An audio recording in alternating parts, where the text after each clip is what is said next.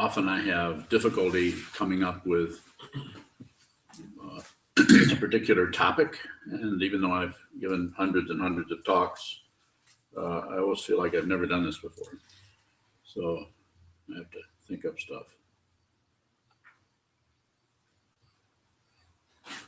This particular, the topic here is the equality of sameness and difference. In Japanese is Sandokai. San is many, do is, it represents the absolute, and kai is, I think it's the path, or the way, the equality of sameness and difference. So this is a sutra that was written in the 9th century by Sekito Kisen, one of our lineage holders, that the whole long kind of boring list of names we chanted, he's in there. Sekito Kisen. So he was born, according to record, he was born in 800. Lived for about 90 years. So most of the 9th century he was living through. And of course, being a teacher in the last half of that. So this poem, he wrote a few of them, has been made into a sutra or something we chant. And I'll have it here. And it's actually shorter than the other one by Tozan Ryokai, which was the one that we did in English. This is Sandokai, the mind of the great sage of India, was intimately conveyed from west to east. Among human beings are wise ones and fools, but in the way there is no northern or southern ancestor. The subtle source is clear and bright. The tributary streams flow through the darkness. To be attached to things is illusion. To encounter the absolute is not yet enlightenment.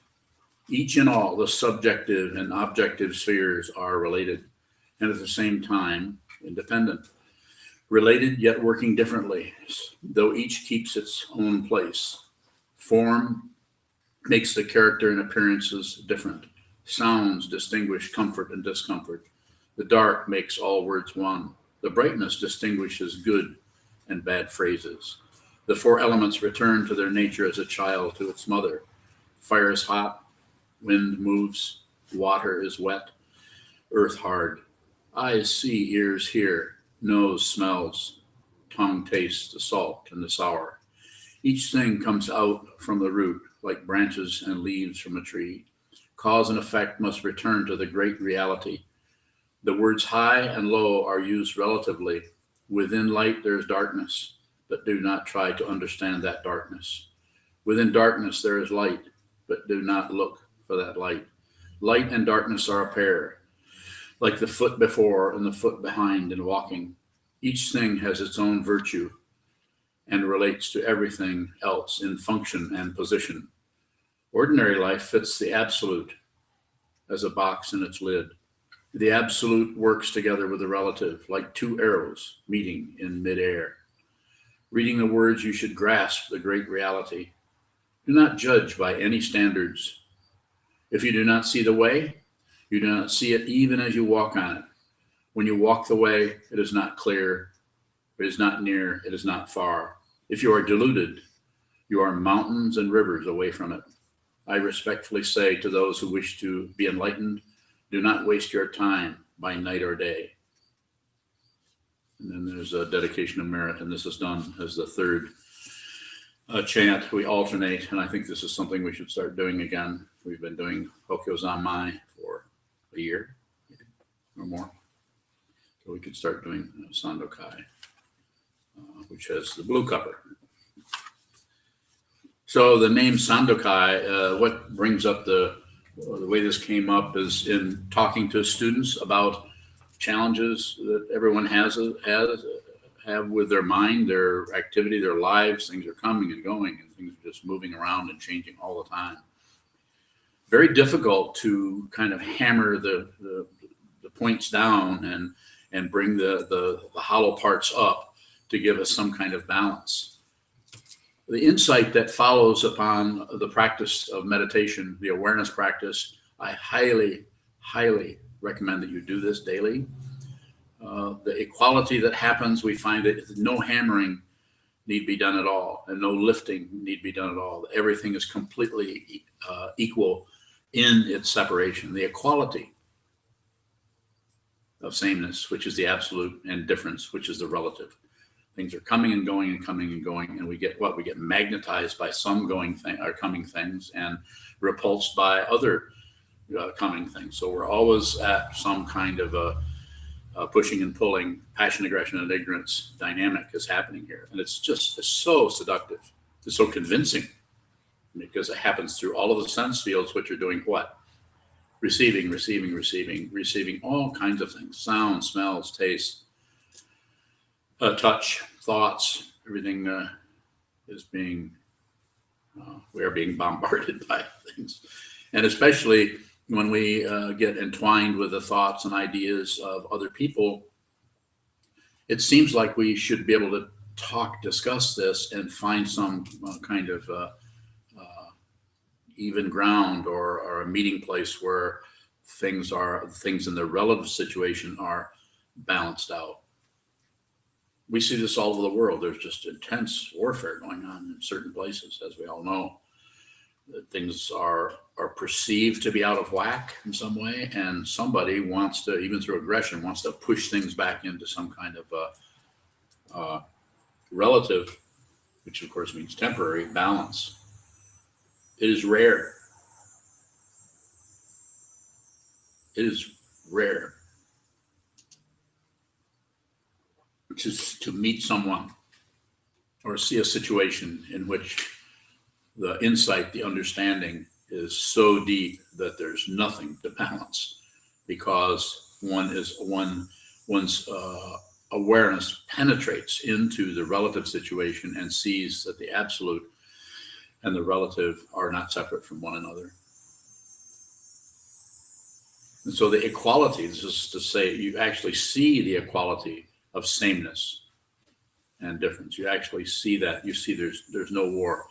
One of the ways that I talk about this in a very simplistic way, but works if you contemplate it a little bit, is you have your nerve endings in your hand, and if you rub your hand over your other hand over the palm like that, it's a soft, even delicate feeling depending on how you do it. But if you go and hammer away like this, it's the same nerve ending, but it's feeling some kind of a challenge or a conflict. But very similar situation, but then we tend to separate them into this and that, into good and bad and so on. And when we separate them, then the painful part becomes really painful, and the peaceful part becomes really peaceful, almost idealistically. And as Sekito Kisen Dio show, means great teacher, given to teachers who have passed on, says, reading the words, you should grasp the great reality. Reading the words, the relative situation, the pointers, you should grasp the great reality.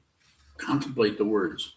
Take any one of these parts of this incredible poem. Reading the words, you should grasp the great reality. Do not judge by any standards. What does that? What does it mean? What is he saying? Do not judge by any standards. Another way of saying this, do not set up standards. Very, very difficult to comprehend. But what is being said? Is he saying don't follow rules? What is he saying there? Contemplate that. If you do not see the way, you do not see it, even as you walk on it.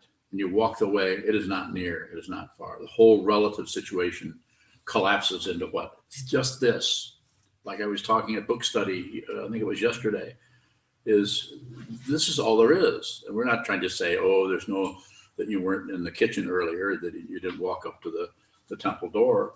We're not saying there wasn't some kind of a situation that happened in memory, but fundamentally, all memory of the past and all projection or imagination about a potential future are the same. It's then in the past, then in the future. There's just this. Sometimes the person who recognized this and wrote a book about it, what was his name? The Power of Now. Who wrote that? Eckhart Tolle. Huh? Eckhart Tolle. Eckhart Tolle had a realization, not because he was a meditator, but because of some kind of karmic construction that went along and it propelled his consciousness onto a park bench somewhere where he, as the story goes, as I recall, wanted to end his life, but then had some kind of a breakthrough instead, and saw that he wasn't any solid being anymore. He had some kind of a view into ultimate reality happened, and he was like, "Oh my gosh, look what is here in the power of now. Look what this amazing situation that everyone is ignoring. They're ignoring it by grasping a future and regretting a past, or any combination of those. So it's not saying that you need to push those away, because they're not separate from this either.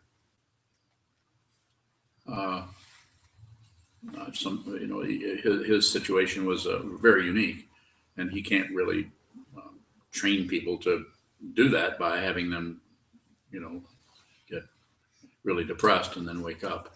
So, whereas in our situation, what we're doing is we're strengthening the awareness to see. And what do we look at? We look very closely at the relative. That's why the instruction that I give is just observe. I'm not trying to create a meditator who can see better. This is why I don't teach anymore. I don't teach shamatha. I don't teach shine, the Tibetan, for mindfulness practice, unless that's what it looks like the situation requires. But I don't teach it as a general teaching. What do I teach? Just this. Just look at this. So I had a question about yes, one of the lines.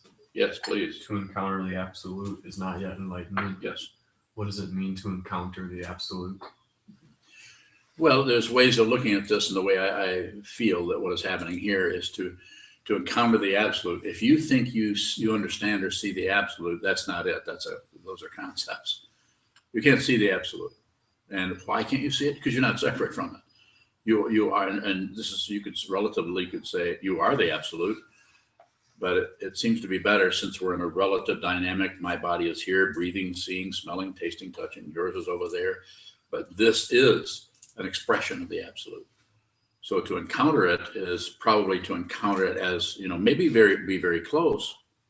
You may have been contemplating it, and you may be seeing into it quite a bit, but there's some kind of a conceptual conglomeration going on there that is pulling together. So to encounter the absolute is not yet enlightenment. Enlightenment isn't anything. It's not success. It's not failure. It transcends those. Same. The equality of sameness and complete variability. More. What do you mean when you say enlightenment is not a thing? It's not something you can do. We need to use it. We need to use that concept, but the concept is as I've said different times in ways, it's like the concept of the recipe. It's like the finger pointing at the moon. It's not the moon, but you really have to have some kind of a pointer to see where that moon is at. Go ahead. Is there something that is being pointed at? Yes. And what form does that take? Just pointing. What form does the thing being pointed at take? They're not separate. It's the same as what's pointing. Why is that so difficult to see? Because of fear. Because our self-centeredness is afraid to step away from something that doesn't seem to be supporting the me feeling, me and my stuff, me and my identity, who I am. Like I sometimes say, if I compliment you or insult you, even if I'm pretending, if we're just play acting and I go after you and say something, especially if it touches on something you're already sensitive about, you will feel that. Even if you know I'm joking, still it kind of hurts a little bit. We might all have a laugh. And if I compliment you, then we can kind of fluff up a little bit. We feel somehow supported relatively. But to the one who is awake, those It's not that something wouldn't happen there, but not much. There's no, what happens when the compliment happens or the criticism happens, what is seen then is we see where that it's actually an expression of that person who's criticizing or complimenting. So you actually see more clearly what's happening with their relative mind, that they're still dealing with their relative mind. They're still looking at good and successful and failure. And they see the world that way, so they think some things are successful and some things are failures. But that being said, we need to work with things in a relative way, so we need to meet everything where it's at. So the teaching person, he or she, needs to be with whatever's happening with that person. That's the only way they can help them. They can't help them from some kind of a pedestal, like being up on a throne. That being said, it may be necessary to be in that position to even be looked at as a teacher. Like I sometimes say, if I wore bib overalls and a straw hat and sat up here with a cigar in my mouth, that may not be very appealing. People may think, I don't know if I can trust that teacher. He seems very bizarre. On the other hand, my teacher, Trungpa Rinpoche, was that kind of a presence. And so that's why I was able to go and study under him, because he was so bizarre. Because I thought I was just too low down on the pecking order to ever study with a monk. I was way too crazy to study with a real person in robes and everything. So he was wearing a golf shirt, drinking sake and smoking cigarettes. And I thought, I can talk to him. He's not scary. But then eventually he became extremely scary.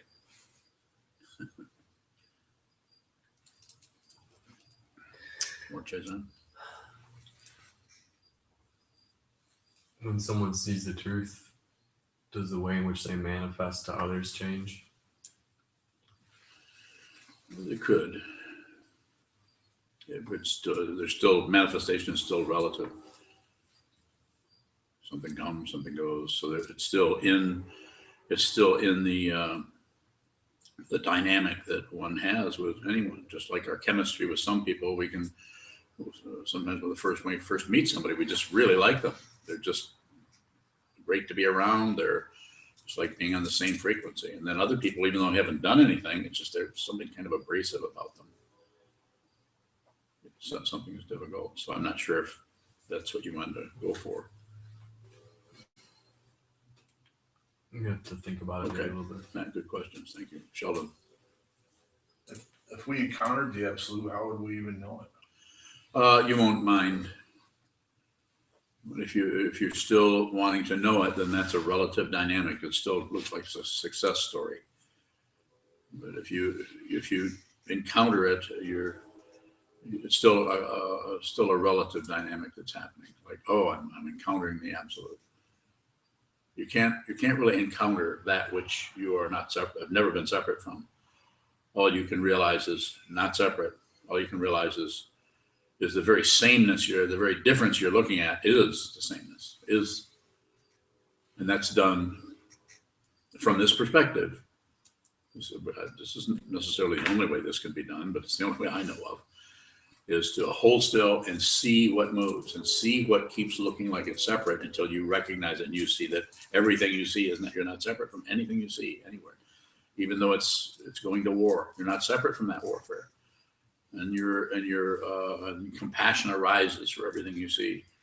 And that compassion may not manifest in running out and trying to, become a nurse on the front lines necessarily.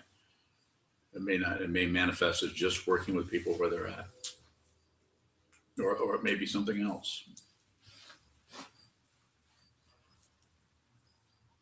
We need the concepts so that we can examine further, so that we can study. So it's good to exercise the thinking process in this area, and then exercise the intuition by sitting on the cushion and watching what continues to move and not grasping it, not rejecting it, and not shutting down it. Those are the three poisons, the three ways that we promote our self-centeredness and live out of that until we pass away physically. There's a line that says, reading the words, you should grasp the great reality. Yes. How is that grasping not one of the poisons? You know, it sounds like we have to use relative language. You should grasp. So it's saying, reading the words, look at the words, and then see what that's talking about. So grasp the great reality. The great reality is not separate. Everything starts to show up as the great reality. It's like the other way, as this has been said several times down through the centuries, is when you see this, everything is preaching the dharma. There isn't anything anywhere that you see, hear, smell, taste, touch that isn't saying not separate, not separate, not separate. And not saying in its own feeling dimension, intuitive dimension, even conceptual dimension, the very teaching of the basic teaching of the Buddha, which is dependent origination, that nothing comes from its own side as a separate self, that everything is fundamentally without a self, without a solid central dictatorship. Yes. When does that demand for or insistence upon knowing the truth stop? It may never stop. It feels like looking for a credential, though. Yeah, it is. But to see that is there, all you have to do is see it. You don't have to stop it. This is the misunderstanding. You're on the verge of awakening because you actually see what's happening, but then you try to grasp what it's pointing at. And actually, you're actually leaving reality to go after some other kind of chicken, bird. There isn't one. Journey without goal. It's a journey, but it's without a goal. So therefore, you're always, as long as you're in a physical form, which is not the only form you've been in, as long as you're in this form, it is completely, you have to, your enlightenment is your feet, your shoes, your table, your laptop, your windows. Just give up the warfare, lose the war to everything. Anything that comes that contradicts anything, just don't do anything with it. And if you do something with it, don't do anything with that. Don't add on layers of negativity on top of the original. The original negativity is Buddha nature. Your very heartbreak in the morning when you wake up, or you maybe don't want to get out of bed, that is the Buddha talking to you. That's a teaching. Don't reject it. Don't cover it up with thoughts, more stuff.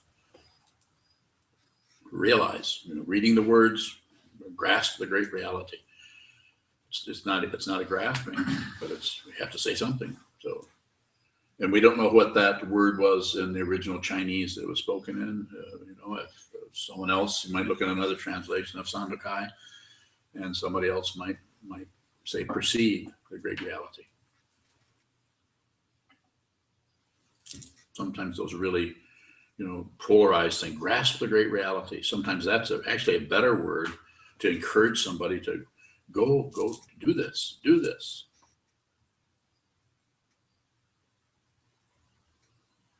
Sandokai, the quality of sameness and difference. Yes, sir. I'm confused Good. by your answer. And I'm kind of wondering if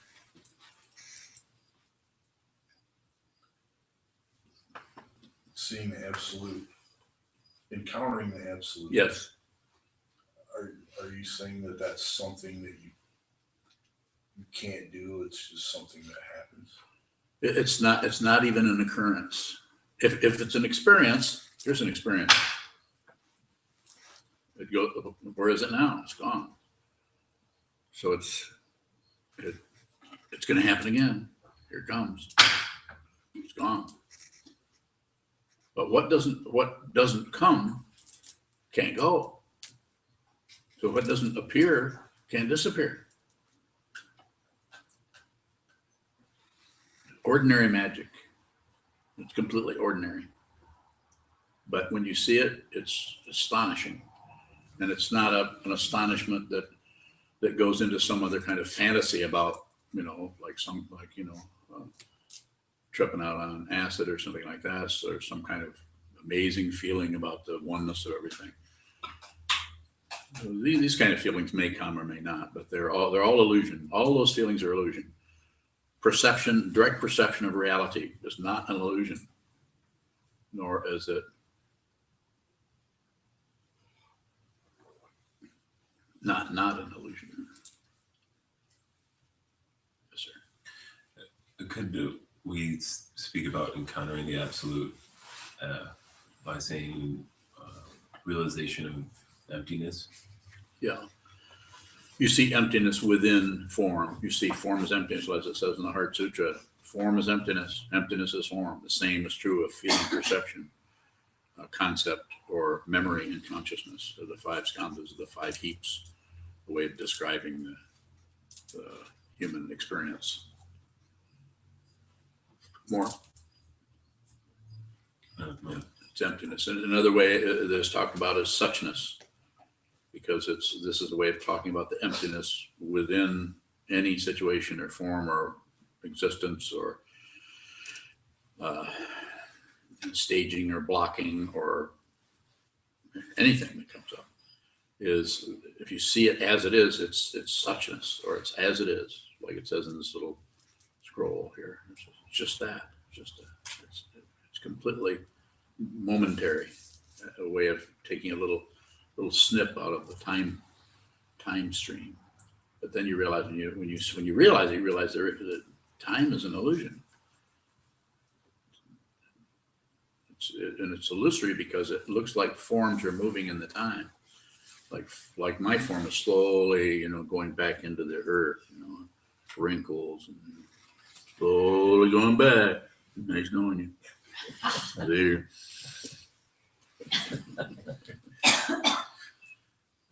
But not yet. I'm not gone yet. So, but it's that kind of understanding that the changing is natural, and it's a natural flow of events through something. Another way of saying it, relative, through something that doesn't change. So find out who you are. If you find out who you are, you're not threatened by anything. You're completely fearless. This doesn't mean that if a big monster comes in the room, just saw one. If a big monster comes in the room, that you won't go, whoa, and hide behind the altar. You might, but the dynamic that you're working with there is different. You realize that that's whatever appears, you're not really separate from. And at the same time, there's an incredible separation. So avoid picking and choosing. Avoid avoiding, yes. From Maggie over in Ann Arbor. Yes, Maggie. She asks, what other forms have we taken besides the present form? I don't know. What do you think? It could be anything. Just because this arose, we don't necessarily have to deny anything else that could have happened. I'm not saying, well, in the 18th century, you were a turkey. And you had a lot of little baby turkeys. We could think up stuff like that. And our mind will do that. Sometimes we have dreams that we're something else. We lived in another time, or we're another person, or we're another sex, and when we're in that dream, that is happening.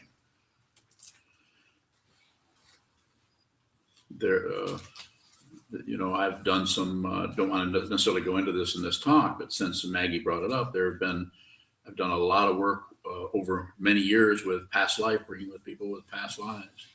And that's something, is it true or not true? I'm not concerned whether it's true or not true. Have no interest in truth or not truth. That's relative. I'm only interested in, what is this? What is this fundamentally? Let's all find out.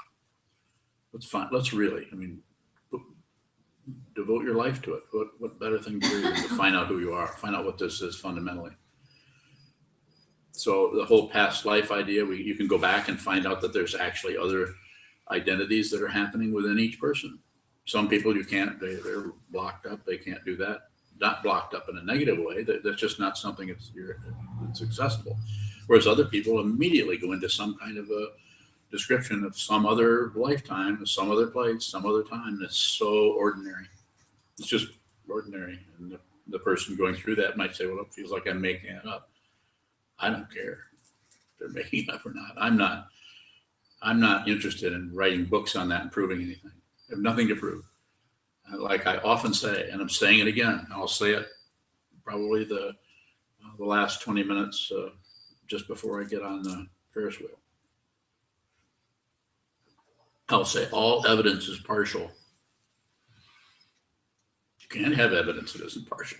If you have evidence for anything, it might have some validity, but let's keep in mind that it's partial so that when we apply, you could say that relative validity, we don't go overboard and hurt people, hurt ourselves or hurt others. Let's be very, very soft and careful about that. It's very, very easy to take our own enthusiasm over, I got it, and start to hammer out the whole treatise on the nature of things that we want to sell to the world. Other questions? Yes. Kozan from Traverse City asks. I know her. Sokuzan. There's a line, the subtle source is clear and bright. Yes. What is the subtle source? It's just saying that and relatively, whatever this is, came out of some kind of origination, but it's unoriginated in terms of phenomena. So the subtle source is clear and bright. Can you see it? Find it. If you see it, you won't have that question. I don't have any questions, and I'm not. That doesn't give me bragging rights. There isn't anyone here. I'm sure there's an old man sitting here talking about stuff. But from the point of view of identity, there's no identity here. There never was, and there isn't. If you look inside, do it yourself. See it yourself. The Buddha didn't necessarily teach something to believe in. He said, work out your salvation with diligence. I've taught you all I can. Go ahead. A question from Shane out in Santa Ana, California. Shane.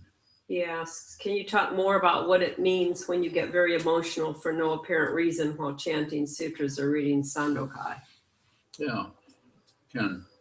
So that's actually an example of the incredible variability of emotions. We have emotions that have a story behind it, and then we use that story to validate the feeling or think that there's some kind of a connection based on logic or so on, and not to do away with logic. But you could say that whole emotional thing, when it starts to change its dynamic from grasping at results, and you have a willingness to just allow your mind to open up, then things like chanting sutras, we've been here forever. When I say here, I'm saying we've been somewhere. And when we're somewhere, what do we call it? Here. If you're somewhere else, you call that here. If you're not here and you're somewhere else, it's still here. We're always here, unless we're not. And then we're where? Over there. It's like you can't get rid of this. You can't get rid of what has not arisen. The arising part, of course, goes down, but who you actually are doesn't do anything. And so when that started to, you start to feel that on some level. That's why we chant these sutras, so that the sutras are very important. A lot of times people ignore them because it's threatening. Why is it threatening? Because we don't know what it is. And when we don't know what it is, we may think, well, I'm not going to do that. That's extra. I like to meditate, but there's some really great teachers that have taught meditation thinking they can divorce it from spiritual path, from a religious orientation. I don't know, maybe they can. Go do it. But that emotional kind of thing comes out of a deep resonance with everything. So you're resonating with things, especially when there's no story there. This is how compassion begins to arise. It's not compassion for, it's compassion with.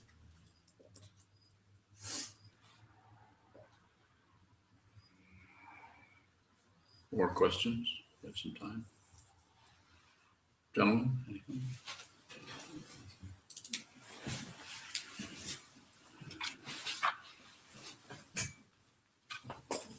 Bailey.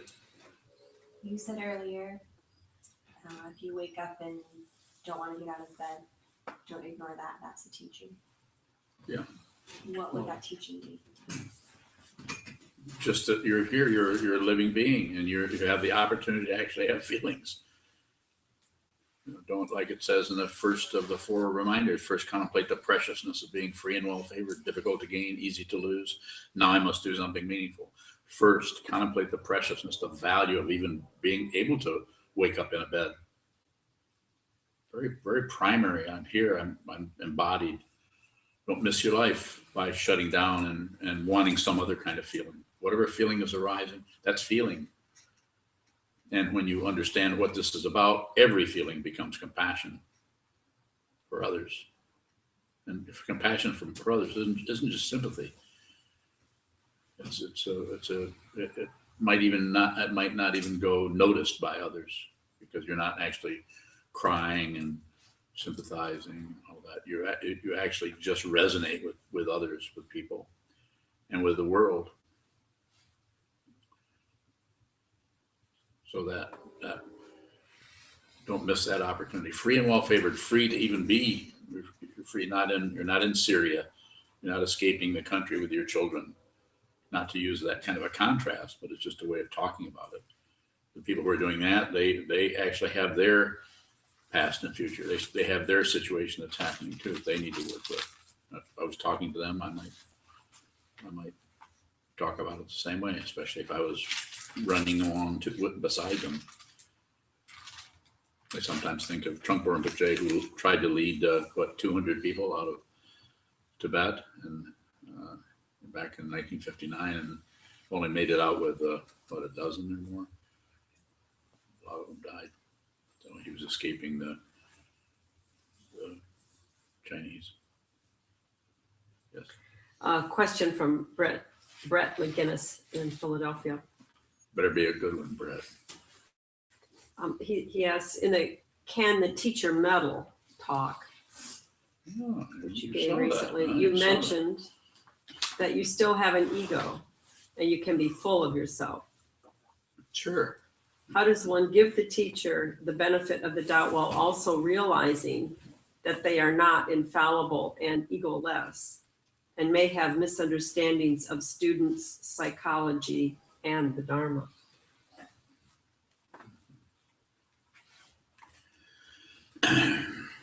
Good question. When I say that there's still an ego here, I'm saying that I am not fooled by my ego. You don't have to get rid of something that is unreal. If you're trying to get rid of something, then you're trying to promote yourself into some kind of egoless being without any kind of self-centeredness. So I would say if that's an interesting situation to be in, but you're probably not going to find someone who is perfect. You just have to find someone who you resonate with and who will not lie to you, will be direct with you, and will relate to you where you're at. The teacher functions, he or she functions as a mirror.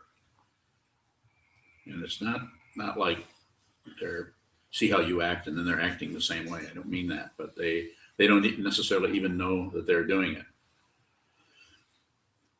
They're not consciously trying to act a certain way. If they are, then they could be a charlatan, someone who's just trying to be a famous teacher. But also our paranoia about not wanting to get into a situation about teachers who's right, who's the charlatan, who's not. Sometimes that can prevent us from doing anything, and we start to think we can do it ourselves. And I'm not saying we can't.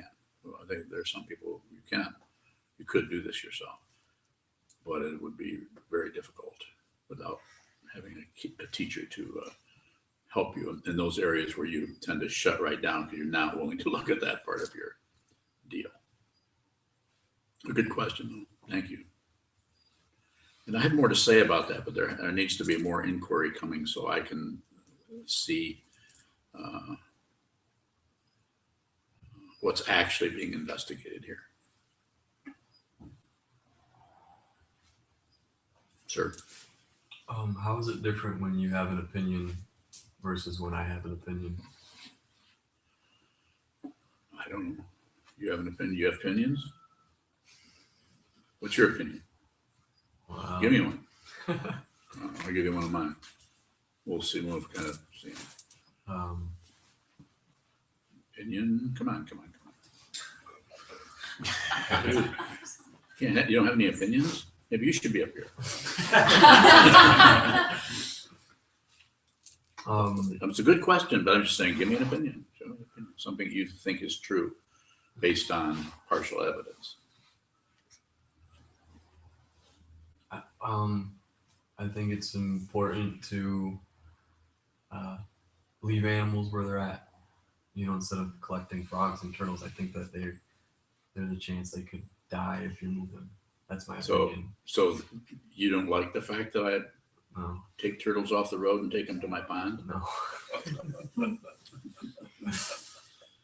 Well, my opinion is that the turtle. Can you talk to turtles? No. See, no, that's where it's different. I get their permission. I say, do you want to stay in the middle of this road and run the risk of being run over by a truck? So I would say that any opinion, if we keep, I keep making fun of the situation, but keep a sense of humor, which means a little bit of spaciousness, you might have an idea based on relative truth, but, watch that it doesn't go from water into ice, that it's fluid, that it moves, and it's done and it's worked with in a way that it can change in a moment to shift another direction. So we're not trying to be opinionless, but have that whole area well ventilated with air or with water or with, use the elements, but it shouldn't turn to earth like solid. This is the way it is forever. I know what I think. I've always felt this way. We hear some people say, well, this is not what I was taught. And I think, that's too bad. Taught that. Yes. How do you keep opinions well ventilated when you start to back it up with, facts or science? Yeah, that's very good. And so all you have to do is see that you're doing that. See that you're trying to promote something, even if it hasn't come to you through your vocal cords yet. You haven't said it, but you're kind of checking to see if you have some backup to that relative to. And I would say you don't have to change anything. You just have to be, when I say have to, don't have to do anything. But since you're asking me, I would say bring a lot of awareness into that and see where you're kind of tightening up on things and other areas where you're not. A lot of times people, when it comes to animals, diets, people get really, really intense about that. And I'm not saying they shouldn't. I'm not trying to, say correct someone and say they shouldn't function this way or that way. But the more awareness we can bring into any of that, we can see, because the causes and conditions that arise around anything that causes us to be very, very, opinionated about you. You can't help but look at certain things and have some kind of a reaction to it. But you can also be aware that, this is a reaction. If I was in the Marine Corps. If I look at people in the military, this has changed a lot over the years. I now look at somebody who does not understand what our society is like, or you would not go into something like the military. Not because you would be against it, but what you're doing is you're saying that you are going to take your sovereign, your identity, and you're going to put it in the hands of lots and lots and lots of crazy people. It's not an opinion in the sense of those people are all crazy, but it's just seeing that people are very confused in that area, and they substitute the authority for insight. So they don't work. That's why there's so many wars. We have uniforms, we have tanks and everything. So the society just accepts. It's like a cultural opinion, and we buy into it. But you don't have to buy into it, nor do you have to reject it. You could actually just be aware. Like years ago, I met a young woman who was just turned 18, was going into the military. This has been years ago, and we just happened to be standing in the same place on the street. She was waiting for a ride, and I was talking to her. What are you going to do now that you're out of school? Well, I'm going to go in the Army. So why don't you just go get an education or study something? Oh no, I want to serve my country. And I thought, that's Boy, the military, especially for women, can be very, very difficult. I'm not saying she shouldn't do it, but to see someone going in there with all this idealism, you could, by talking to her for a few minutes, you could see how idealistic she was with it. So that being said, at the same time, can't really interfere with someone who is functioning in that way, because her whole dynamic needs to unfold for her. And so, and especially if you, personally, I say you, in this case, myself, I didn't have permission to do anything other than kind of gently question her about it to see what was happening. And she never said, what do you think I should do?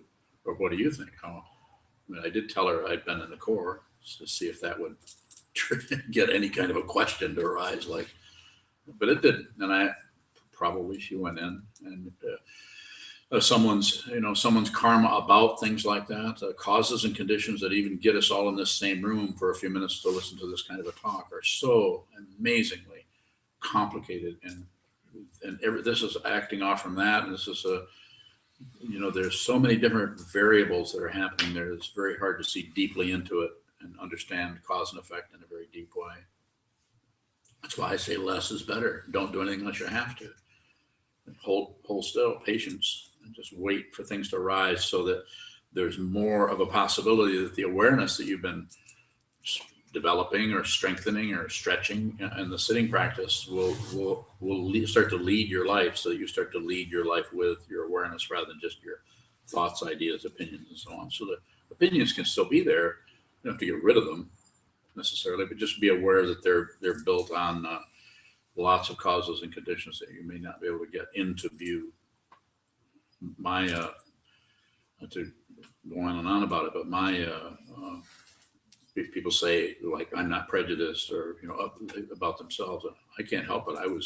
I am prejudiced, but since I really know about it, I don't do anything. I don't try to use that as some kind of justification against anybody. I'm very aware of that. It's pretty hard to just wipe that out, for me anyway. Maybe other people.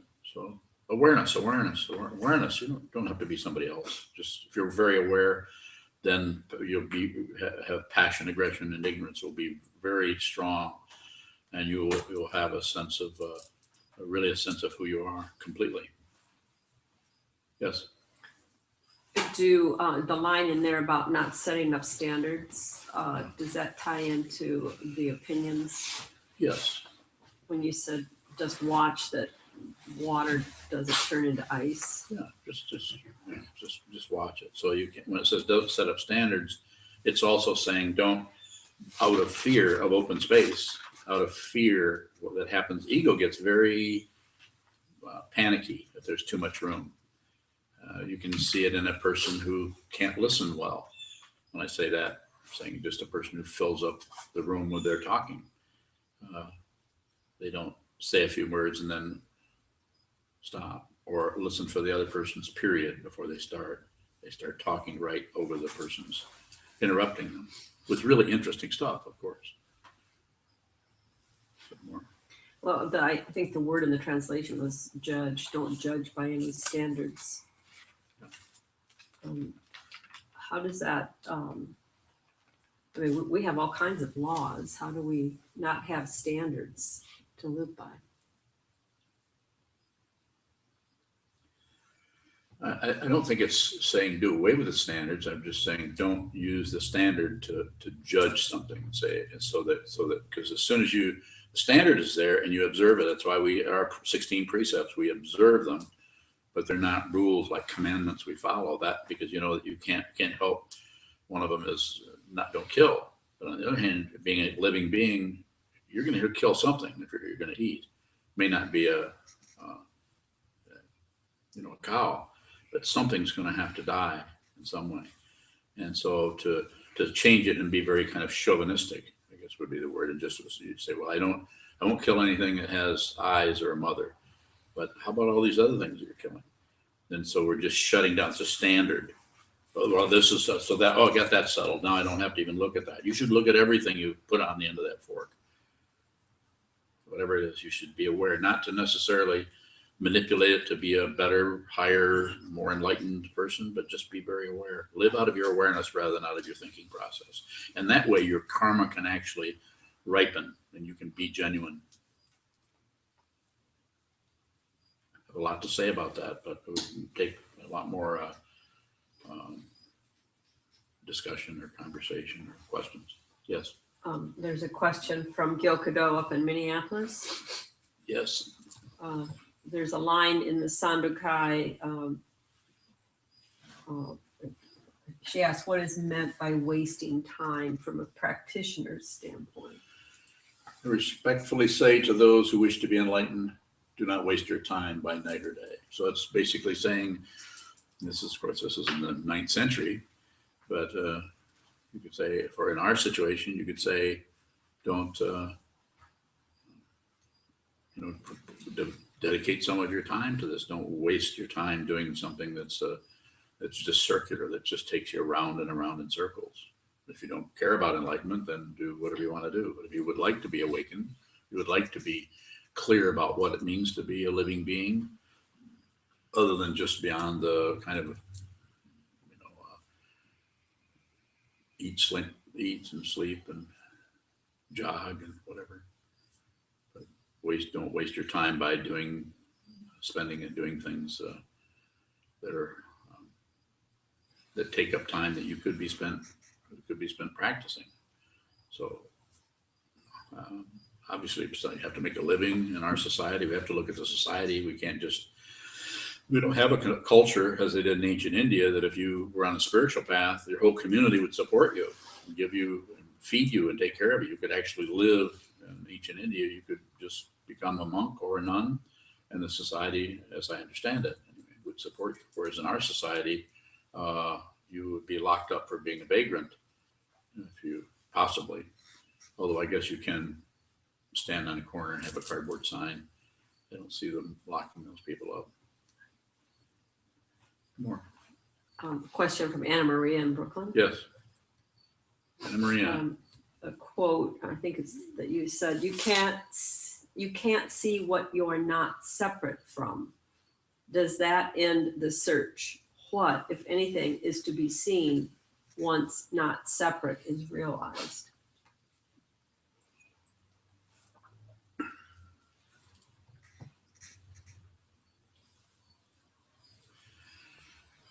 To use the relative terms, you wouldn't see anything.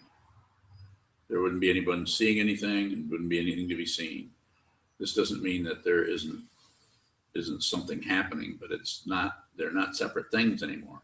So therefore, the separations that take us this way and push us this way and cause us to think that some things are right and some things are wrong, some things are painful, some things are pleasurable. Yes.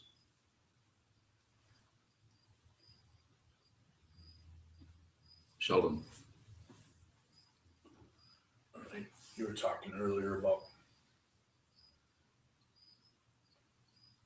when we wake up and we don't want to get out of bed. Yes. Yeah. We should contemplate the preciousness of being free while facing. That's something you could do, yes. But even in doing that, at some point, it seems, for me anyways, that I just start to ignore that as well. The contemplating that. But look at what you just said. You begin to ignore that as well. That's awareness. Awareness is still occurring. This is still the path. Go to your question. Go to the question part of it. Then what? Is that a question? Yeah. Get out of bed. Have some Lucky Charms. Or have some, what are those, waffle crisps. Read the back of the package as you're eating it and see all the different waffle down through the centuries. Waffle, what's his name? Waffle. Yeah. Come on, James. I know you read that package. I read it, but yeah. All the little waffle guys too. They're trying to establish some kind of validity to eating waffle crisps. I'm not buying it. It's partial truth. Huh? It's a conspiracy. I didn't say it was a conspiracy. I did. Oh, you did, yeah. So anyway, I would say going through that, waking up and having that difficult time and using that, saying that, repeating that, first contemplate the preciousness of being free and well favored, difficult to gain, easy to lose, now must do something meaningful. To do that and stop at each word and listen, look at those words, see what they're pointing to, and see how they fit in or fill in with your negativity or the feeling you're having. And then you could get out of bed and go sit for an hour. Or not. It's still awareness. And everyone's path is different. Some people are going to do this, become Buddhists, become monks. They're going to get as much glue as they can. And other people are just going to do it some. They're going to do it their own way. And it's not incorrect. There's no right and wrong. Any of it. It's just how do you want to work with this? Insofar as I'm able, I'll meet you where you're at, including Brett. Is it Brent or Brett? Brett. Yeah. Sorry for putting an N in your name. That's very negative. Including Brett's way of looking at how can you trust, that's totally appropriate. And some people really need to go through that. Some people need to be really careful because of the tendency to get lost in some kind of situation. There's lots of charlatans. And I'm not saying that the people who are teaching meditation are evil, just saying that sometimes we get caught up in somebody's spiritual materialism and get drawn into it because of our own desire to be somebody special. So don't do anything unless you have to, including a teacher. If you can't really, if you don't know, if you have doubts about it, don't do it. Don't do it. So should be choiceless, especially in that direction. Any other questions before we close? Yes, Kevin. The phrase that sticks out in my head is the idea you presented of our karma. How did you say it? Our karma unfolding, was it? Or our karma Ripening? Ripening. No, so What is meant by that? it just means that you're going along and you're with no apparent, just like with Shane, he's going along and he's chanting the sutras and all of a sudden he's having these intense emotions with no, what's this about?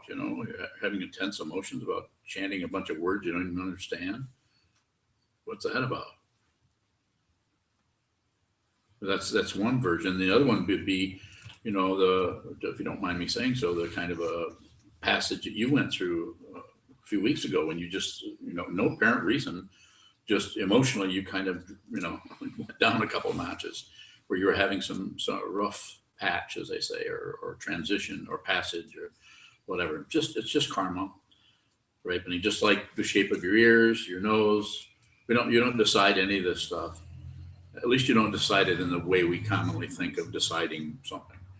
And if you had that much say so as far as the ego position on things, we would all decide to be wealthy, good looking, and live in California. Well, I don't know, it's a lot of fire out there. So, but we would have, but instead we're actually working with the karma that's arising. So now that you're here, be genuine, be fundamentally who you are. Look at the self-centeredness, look at the ego, look at the pride. Don't get rid of it. We're not trying to get into some special person, but actually look at the very things that are running you, the three poisons and all their offshoots. Wanting this, not wanting that. Difficult feelings come, don't do anything with those.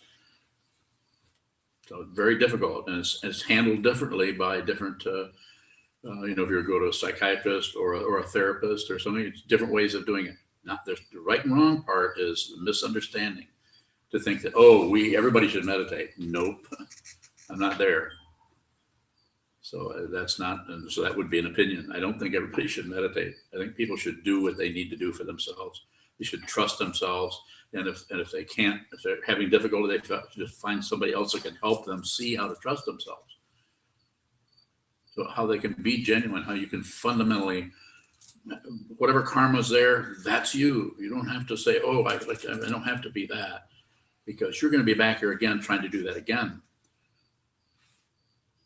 That's just how it looks to me. It's not my opinion. It's not my opinion that I'm looking at a white mouse. It's not my opinion. I'm looking at a white mouse. I guess it is my opinion. I can't seem to get rid of it. Wait, stuffed mouse, of course, not real. One more. One more. Okay, one more. Is it so long as we're existing and functioning in a relative world, will we continue to work with this karma, or is in this case, am I speaking of karma as causality? Are these two related? Because that's what we're talking about. Because that's what we're here. The body that we're attached to is here through karma. And so now that it's here, and now that it's a certain way, don't object, don't agree, don't look away. The only thing I say is increase the stillness, increase the silence, so that you can see what continues. So the consciousness, which is not separate from our Sandokai, the quality of the physical form and the absolute nature of your spirit, if you want to say it, or your Buddha nature, Tathagata Garba. It's the third turning teachings of the Buddha, the Uttara Tantra, talk about this. And sometimes they're accused by the more emptiness option of the, I think, consequence school, but want to say something that, no, everything's just really empty. So, whereas we're saying here, I'm saying, no, there is Buddha nature. There is you actually are not separate from the Tathagata, the one who comes thusly, but it has to be realized. And you need to realize it through your karma rather than getting rid of who you are to find something else, because it is your karma. It's not separate from, it's like us in the Zen tradition. These very interesting Zen realizers would say something like, I eat something, I eat cabbage and you fart. They're full of very funny phrases like that. This happens over here, but then that happens to show you the way causality works. It's not just tit for tat. It's not just this causes that. It's this causes everything else, and everything else causes this. Realize it and be free.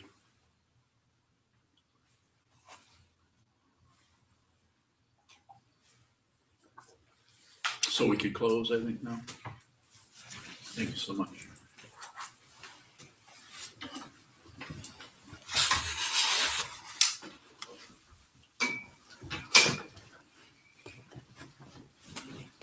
In the back of your yellow champ books is the dedication of merit, and also reminding everyone about our donation boxes, as well as the online opportunity to donate to help us.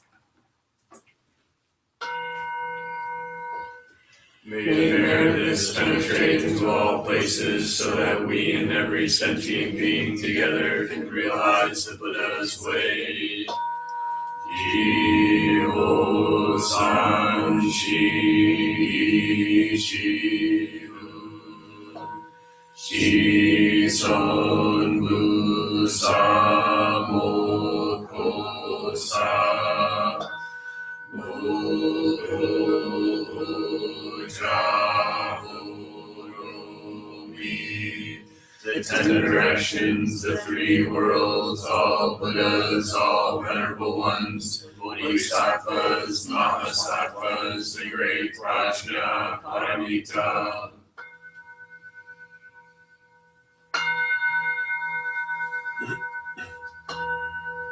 O Buddhas and Bodhisattvas, the 10 directions, and the 3 times, please hear us. Please come down out of the light and protect SokukoJi Buddhist Temple Monastery, our Sangha, families, friends, and visitors. Heal everyone who is unhappy, sick, or suffering, and fill them with light.